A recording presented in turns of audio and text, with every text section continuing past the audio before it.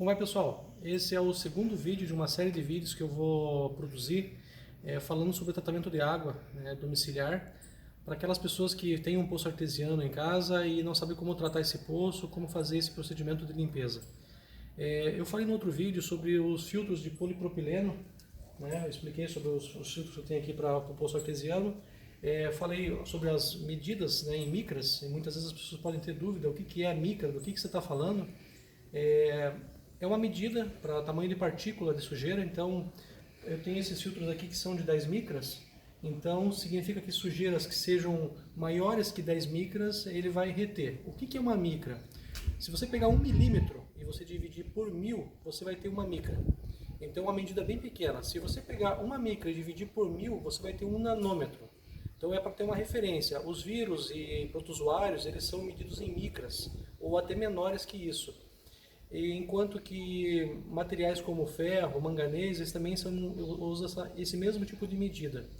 O que é o filtro de polipropileno? Na verdade, é um material que é usado para retenção de partículas grossas, como areia, argila, materiais que vêm na água, diluídos, dissolvidos, são usados tanto na área de indústria quanto na área de filtragem residencial.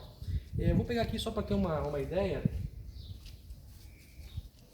Esse é um filtro de polipropileno chamado de ranhurado. Ele é um filtro que tem uma medida de 25 micras, então significa que sujeiras que sejam acima disso ele vai reter. Às vezes vai acontecer de você, mesmo utilizando um filtro desse, ele é usado num filtro de cavalete, chamado filtro de cavalete, né? Esse aqui é o de 20 polegadas e esse é o de 10 polegadas. Então, vamos ver aqui, olha só. Esse é um filtro novo, limpo. Segundo as especificações do fabricante, esse filtro tem que ser substituído a cada 6 meses ou a hora que ele satura. A minha água, ela veio apresentando problema, água tratada, água da concessionária, a ponto de eu ter que trocar esse filtro uma vez por semana. Eu vou pegar aqui um filtro sujo que eu troquei com 10 dias, só para vocês terem uma comparação. Olha só, 10 dias depois, como estava aquele filtro branco. Isso são partículas de terra, sujeira, lama. Alguns desses aqui chegam a sair até preto, de tanta sujeira que é retido nesses filtros. Então, isso eu utilizei para filtrar a água de poço. Porque, como eu havia dito, o filtro que eu usei com um tambor não tinha sido tão eficiente quanto esses de polipropileno. Eu gostaria de explicar aqui a comparação da água, né? Quando as pessoas se acostumam com a cor da água, então a água tem alguns parâmetros. Ela tem a turbidez, que seriam os materiais que são dissolvidos na água, ele pode gerar um aspecto leitoso. Então, quando você olha para a água não está transparente, ali você tem um parâmetro de turbidez. Depois você tem a cor, aí você tem o cheiro, e esses parâmetros você pode nivelar eles com tratamento químico, tratamento mecânico, e existem também uma regulamentação da Anvisa determinando qual é o parâmetro seguro para consumo humano, para ser água potável. Mas em outros vídeos mais na frente eu vou explicar sobre quais são esses parâmetros e quais são os níveis aceitáveis pela Anvisa e pelas agências de água, né, no Brasil. Então, aqui eu havia explicado já como funciona esse meu sistema. Eu queria que vocês acompanhassem aqui. Pode se aproximar, por favor. Eu vou ligar a água do poço e vou tirar uma amostra para vocês verem através dessa torneira. Essa aqui vem direto do poço, então aqui ela não chega a entrar para filtragem. Só que como esse sistema aqui ele vai para filtragem, eu vou fechar aquele primeiro registro lá, para que a água não entre no sistema de filtragem, para que a gente possa ver a cor da água. Eu vou pegar uma garrafa de 2 litros, limpa, né, para a gente poder pegar uma amostra e ver a qualidade da água. Eu vou ligar aqui a minha bomba de 1 cavalo.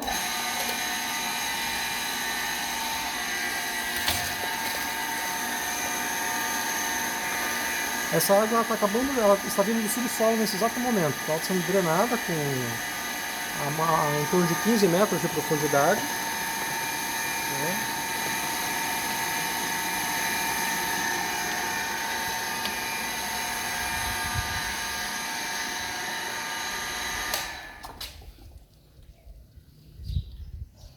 quero que vocês façam uma comparação. Por favor, se aproxima, por favor, eu vou só comparar. Isso é a água que, como ela saiu do subsolo. Vou só pegar outra garrafa aqui. E obteve uma outra amostra de água tratada para vocês compararem. Olha só. O aspecto de cor, né? Essa aqui é uma água tratada e essa aqui é água direto do poço. O objetivo de nós fazermos o tratamento com a decantação e a filtragem é para que essa água, a direita, ela se torne como a da esquerda. Né? Uma água transparente, sem cheiro. Ela tem um cheiro muito forte, um cheiro petrolífero, que são dos ácidos úmicos que ficam no subsolo.